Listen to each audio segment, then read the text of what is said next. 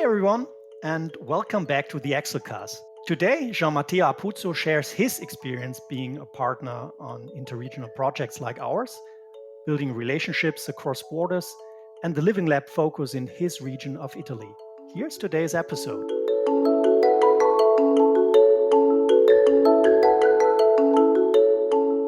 My name is Gian Matteo Apuzzo. I am senior expert at the Central European Initiative.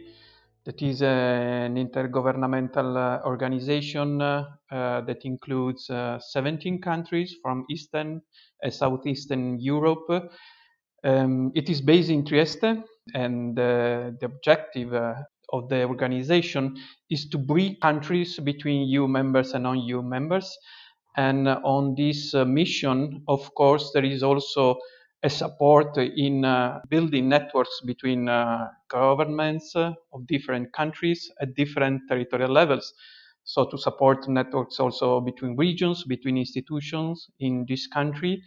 And specifically for the ACSELL project, the Central European Initiative works in supporting the Friuli Venezia Giulia region in participating in the project because there is a memorandum of understanding between my organization and the region for technical assistance in EU-funded projects, but also in policy level advisory activities related to different topics. One of them is innovation, another one is health. So there is the two topics of ACSELL.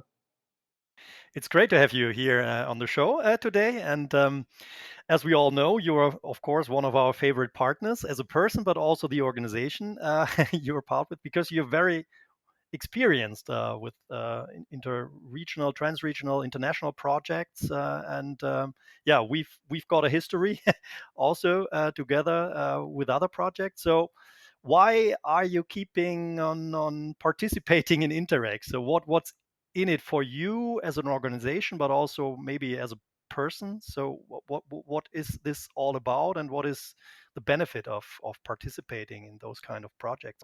I've been working in transnational interregional cooperation projects for 25 years, more or less, starting in the late 90s with the urban European projects on renewal of cities. But of course, living in a border region, there were and there is a lot of opportunities on collaboration, cross-border collaboration, transnational collaboration, a lot of program and a lot of EU funding. So the experience, of course, is really deep in this kind of project. Personally, of course, there is a pleasure also in meeting people, knowing one each other from other experience from other countries. But mainly, there is also the need to respond, so to build some activities, some models, some kind of work and work of organization, a model of work, a model organization between cross-border regions to have a common development, but also in a wider sense, in a transnational dimension for this common growth and common development at European level. For the organization, as I said, the mission of my organization is to support institutions in participating in the European projects, but also support the institution in the networking activities and in the cooperation, governmental level and at territorial level. I think that the benefit for an organization, for my organization, but also for an organization like the region, is really to look what is going on in other countries in common sectors, in this case innovation and health sectors, to peer in some cases to evaluate what you are doing and keeping something good that you can keep from other countries, from the region. So there is a need to collaborate for a common future, but also the need to improve yourself, also knowing and learning from each other. I think for the persons, for the people participating in the project, there is, of course, a lot of benefits. Benefits in sense of knowledge exchange, knowledge improvement, improvement on skills, Last but not least, I think network and partnership opportunities are the big added value of this kind of activities. Yeah, I mean, it seems to me as well that that's also one really important aspect is the personal relationships that you are able to build over time as well, right? I mean, so as Daniel said, right, we've known each other and we've been able to work with that. We've been lucky to work with each other over different projects, and I think that's also what makes our exchange and the project as such, I think, quite valuable in a way, right? If you were able to work with people that you know and appreciate and you have some trust. I think that's also a key word maybe for innovation is being able to work up trust relationships, and you know that who you work with you can depend on, and you know that they're going to provide results or work towards a common goal. I mean, do you agree or? Yeah, completely agree. I like very much the word trust that you use. I completely agree on that. Currently, I'm working a lot, for example, in response to COVID-19, just to mention the actual issue. And trust is a key element in collaboration between countries and between people, among people. So it is really important, this kind of trust and responsible collaboration. And I think that when you know very well people from past experiences, from past projects, is really good, of course, meet each other again. But you really know how your colleague and your friend work, how they can really give you another value also for your job, for your personal improvement. So it is really good, this kind of collaboration and also personal experience. Yeah, I totally agree, because I think it really also provides a good base to include other stakeholders who might not be familiar with the people or with the topic or come from a completely different sector, and to come into a group of people who know each other and have a very friendly way of going about, or providing a good atmosphere. I think it's much easier than to include people from different sectors, who are not used to talking to people from another sector or whatever. I think that is also maybe an important aspect of these, let's say, these open innovation ecosystems, when you really are able to provide some comfort, some nice atmosphere for people to feel more comfortable and open up. Yeah, this is exactly the way where you can also improve your regional relation, because when you are able to build this kind of relation, trust, and also opportunities, and when the people know each other better also at the regional level, because participating together in different activities at local level or transnational level, you know each other also better at your local level. So this is a very good atmosphere also for building up of future activities, future collaboration, even more in your local context. So this is really right. What is happening now, again, speaking about the current situation, is that the trust and the relation that you built in the past are key element to keep working also on online and distance mode. And it is really easier to work with people that you worked before, because there is this knowledge, this trust, the facility to also participate in international activities, also on distance mode. And now is exactly the time when this trust and good relation are being demonstrated as key elements for this kind of activities. Yeah, just wonderful way to yeah, continue these relationships and maybe act as a model, for these types of activities. I think it would be nice to hear more about the Living Lab focus in your region. What is the strategy, and what do you want to pursue with the Living Lab? In Friuli Venezia Giulia, there is a very developed innovation system. There is a very good tradition of collaboration between innovation sector and health sector. I can say that the concept of open innovation and living lab are present in the ideas of people working also at policy level, but also in some strategy also in the past. but it is recently that Living Lab concretely was included in a strategic project with a concrete work plan was put in place with some activities funded by the region, funded by the state, because there is this Argo system that is a new initiative that is a national activities, and the Friuli Venezia Giulia was chosen as the pilot region on these activities. And this Argo system is really built to implement an innovation model, therefore seeing Living Lab as a key element. So this is, I can say that ACSELL arrived in the right time to support this process, because the region just finished this, let me call pilot phase. The Argo system is built on the hub and spoke model. So there is an hub that is a central node where there is infrastructure, competencies, also physical infrastructures, and there are the nodes on the territory, on the regional territory, that are working in proximity with companies, with institutions, with the organization. And what now is going to be offered to the territory is really to have different point of access to the innovation, to the services, and to the competencies.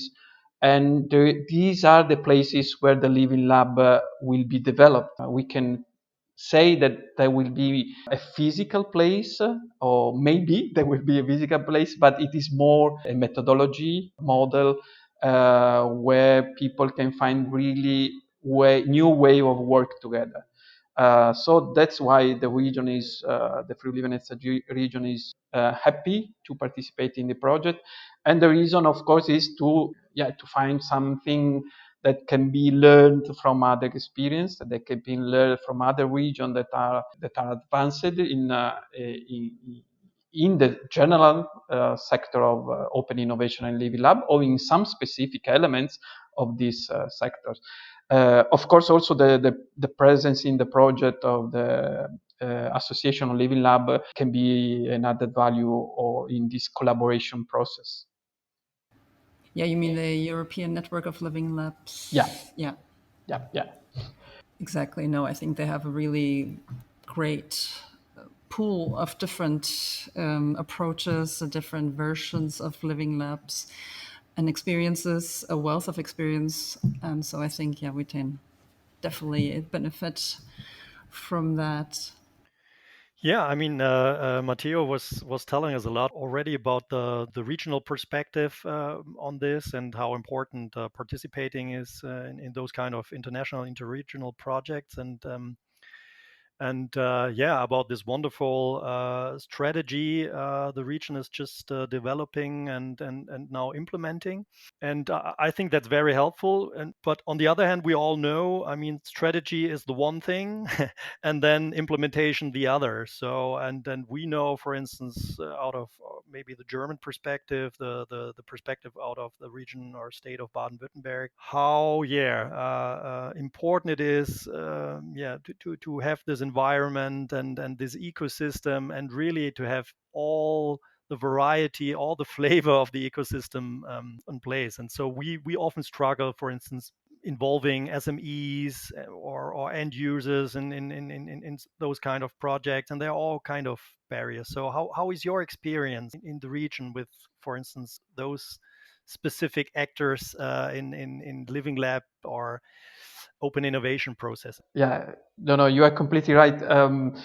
First, comment that we are a small region, but as usual, there is a lot of competition within the region. So you can understand that, of course, if you are four nodes of these innovation strategies, sometimes there is a competition among these nodes. So I think that in the region there are a very good strategy. For example, there is a law on active and healthy aging that is a really advanced law, and that is, of course, in synergy with the innovation strategy on Living Lab.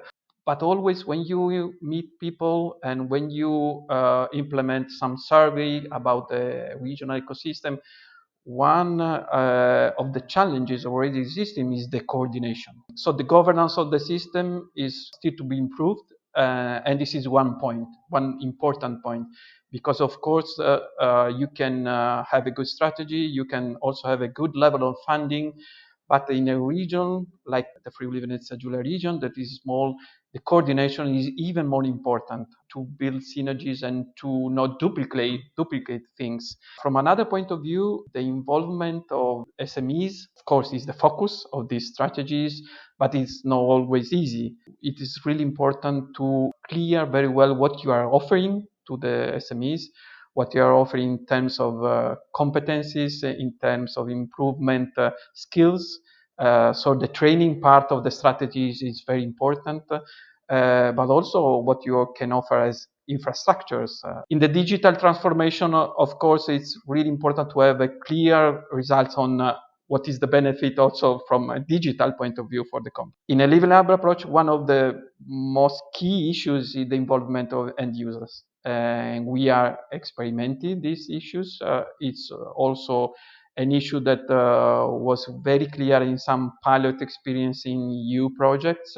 And I think this is the big challenge that we have ahead. And maybe there can be also a point of collaboration, an element of collaboration in the ACSELL project, how to build methodologies and processes on the ground to concretely involve end users. So I can say that we are experiencing the same as you in Germany, and these three: coordination, involvement of SMEs, involvement of end users, are the key challenges. Yeah, I think it's the SMEs and the end users, and I think there, hopefully, we should be not hopefully, but we will be able to learn from Lika Lab, who really are quite active and very successful in managing a big panel of different users and have a database, I think, of I don't know, thousands of different potential users that are willing and able to participate in these types of activities. Because, yeah, I think anytime we've also had the desire to include end users, it's really, really difficult to recruit them. So just to be able to have some base to work with of willing and able end users, it's really a great resource. Yeah, if I can add, maybe that is an input that we received in the very latest activities in the survey of self-assessment of the regional ecosystem in ACSELL, was that in some experiences that have been implemented in the region in other sectors than health, it's easier to involve end users. One of the main point of discussion is that maybe in the health sector, when you speak about demand-driven innovation, of course, you have private companies as provider, but the demand side is mainly in Italy public demand side. So the point is that, of course, you have this big public presence in the health care delivery, in the healthcare design, and in other sectors like manufacturing, automotive, for example. Of course, the private sector is more and more important in products and in service offer and supply. So maybe this is a good point of discussion for defining and designing process of living lab in the health sectors. And I think that was one of the most interesting point that was pointed out in the survey. Yeah, it's really interesting, actually. Wonderful statements and very interesting insights Matteo offered to us. And yeah, it was great listening and talking to you. And I think, yeah, we are looking forward to the project and how it all evolves. And it's good to have you with us. Thank you so much. Thank you. Thank you for inviting me to this conversation. And me too, I look very much forward to working in the project with you and with other partners. Thanks, Matteo, for joining us for today's episode. And thank you, of course, dear listeners, for joining us. Check the show notes to see where you can find more information about Central European Initiative, Interreg Europe, and the ACSELL project. ACSELL Cast is created by myself, Danny Boer, as well as Sandra Evans, Christine Hopkins, and Markus Tremer. Thanks for listening.